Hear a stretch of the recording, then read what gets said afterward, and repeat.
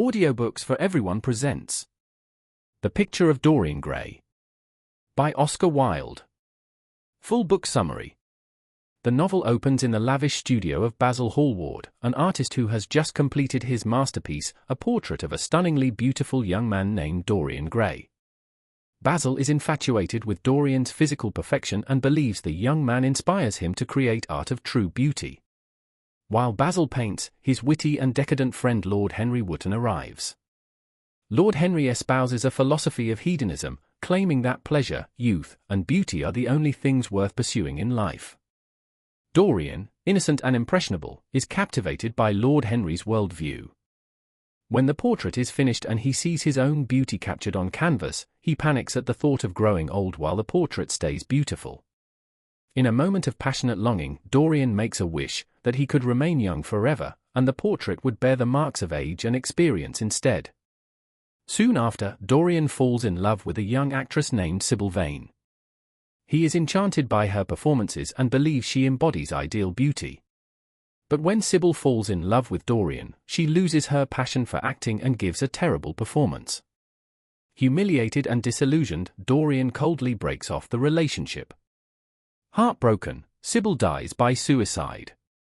Returning home that night, Dorian notices something strange about the portrait. It now has a slight sneer around the mouth. Shocked but intrigued, he realizes that his wish is coming true. The painting is absorbing the consequences of his actions, while he remains physically unchanged. Encouraged by Lord Henry, Dorian fully embraces a life of excess, sensuality, and moral decay.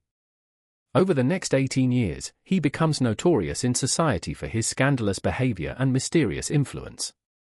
He frequents opium dens, manipulates others, and ruins lives, yet he never appears to age. The portrait, however, grows more monstrous and grotesque, reflecting every sin, cruelty, and indulgence. Despite his corruption, Dorian maintains an outward appearance of charm and innocence. Basil, who has remained unaware of Dorian's dark descent, finally confronts him about the rumors. Dorian, tired of hiding, shows Basil the hideous portrait. Horrified, Basil begs him to repent.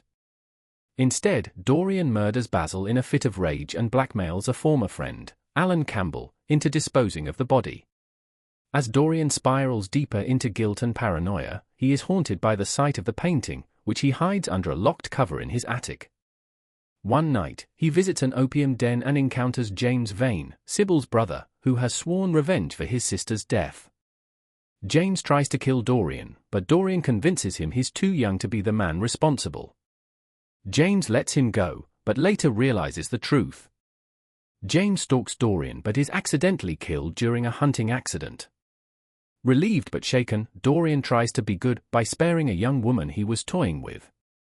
He hopes this act of kindness might reverse the portrait's corruption. When he checks, he finds the painting uglier than ever, now showing hypocrisy and vanity.